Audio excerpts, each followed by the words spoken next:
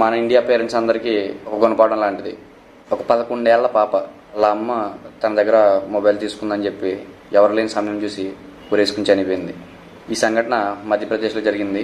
ఒక 11 ఏళ్ల దీపిక అనే పాప మొబైల్ వాడుతూ ఉండగా వాళ్ళ అమ్మగారు వచ్చి మొబైల్ తన దగ్గర తీసుకున్నారని చెప్పి వాళ్ళ నాన్నగారు పనికి వెళ్ళినప్పుడు బయట ఉన్నప్పుడు వాళ్ళ సిస్టర్ స్నానానికి వెళ్ళినప్పుడు వీళ్ళు ఎవరు లేని సమయం చూసి ఉరేసుకుని చనిపోయింది.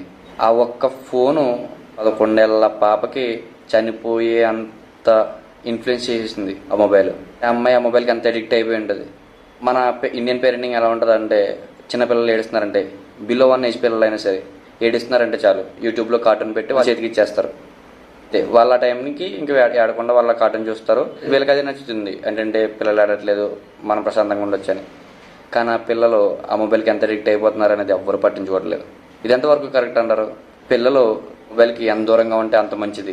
మన ఇండియా పేరెంట్స్ అందరికీ ఒక గుణపాఠం లాంటిది. పిల్లల్ని ఎంత దూరంగా పెట్టాలి మొబైల్కి అనేది ఈ సంఘటన ద్వారా మన పేరెంట్స్కి కొంచెం అర్థం అవ్వాలి. ఇలాంటి మరిన్ని ఇన్ఫర్మేటివ్ వీడియో కోసం మన ఛానల్ని సబ్స్క్రైబ్ చేయండి. Thanks for watching.